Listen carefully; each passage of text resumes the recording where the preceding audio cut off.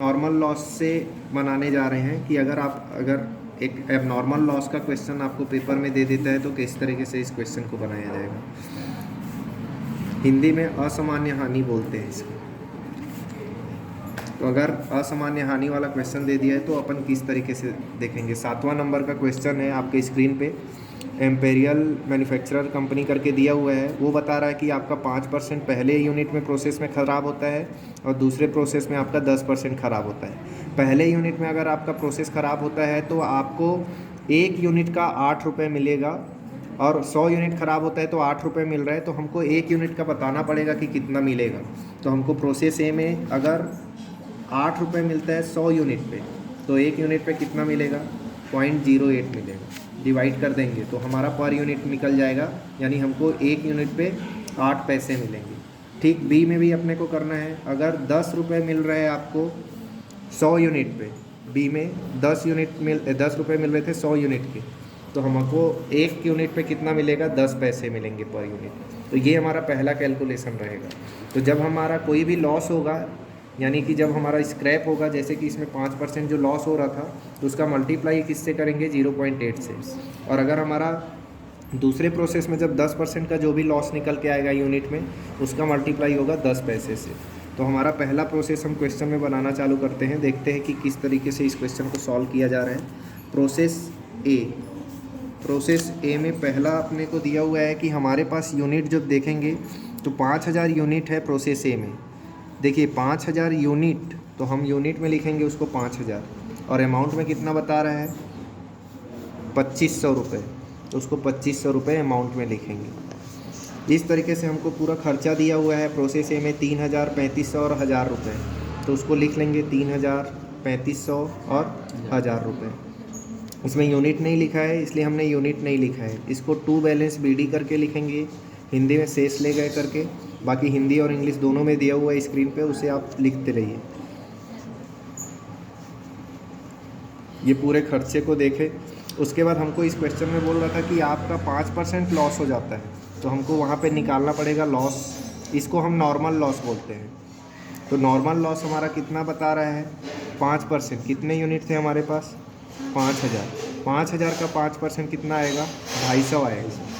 और इस 250 पे हमको 1 यूनिट का कितना पैसा मिल रहा है, हमने स्क्रीन में निकाल के बताया भी था, 0.08। अगर हम इसका मल्टीप्लाई करेंगे तो हमारा आंसर इसमें आएगा, शायद 20 रुपये आए, 250 आएगा। और इस 250 पे हमको 1 यूनिट का कितना पैसा मिल रहा है, हमने स्क्रीन में निकाल के बताया भी था, 0.08। अगर हम इसका मल्टीप्लाई करेंगे तो हमारा आंसर इसमें आएगा, शायद 20 रुपये आए।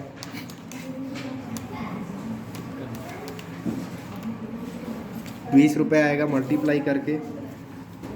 आगे जब हम स्क्रीन पे देखेंगे तो हमको इस क्वेश्चन में बता रहा था कि आपने क्या किया है, नेक्स्ट प्रोसेस में 4700 भेज दिया है। अब यहीं पे कैलकुलेशन में हमको पता चलेगा कि अब नॉर्मल लॉस है वाला क्वेश्चन है कि नहीं है। तो हमारे पास टोटल यूनिट्स कितना था? 5000, और उसमें हमारा लॉस कितना हो गया? 250। मतलब हमारे पास कितना बचा? 4750। इस 4750 में नेक्स्ट प्रोसेस में उस क्वेश्चन में पहले ही लिख दिया कि 4700 ही जाएगा, तो आपके पास 50 कहाँ गया? उसी 50 को हम एबनॉर्मल लॉस बोलेंगे। तो ये हमारे लिए कौन सा क्वेश्चन है? एबनॉर्मल लॉस का है। तो हम यहाँ पे एबनॉर्मल लॉस लिखेंगे और वहाँ पे कितने यूनिट लिखेंगे? 50। लेकिन हमको अब बताना पड़ेगा कि इस 50 यूनिट के लिए 1 यूनिट पे कितना रुपये निकालना है। तो हमको फिर से क्या कैलकुलेशन करना पड़ेगा? Per unit. और पर यूनिट का फॉर्मेट क्या था? Total debit minus credit. Total debit minus credit. हमेशा यूनिट को नीचे रखना है और अमाउंट को ऊपर रखना है, याद रखेंगे। टोटल डेबिट्स का जब करेंगे तो अपन टोटल डेबिट का देखते हैं किस तरीके से। समथिंग शायद 10,000 आएगा, 2500 प्लस 3000 प्लस 3500 प्लस 1000, 10,000 आया है। 10,000 में हमको 20 को माइनस कर देना है, 20 क्रेडिट में दिया हुआ है। डेबिट में हमारा 5000 यूनिट है और क्रेडिट में हमारा 250 यूनिट है। 250 यूनिट है क्योंकि ये 50 हमको एबनॉर्मल लॉस से पता चला है।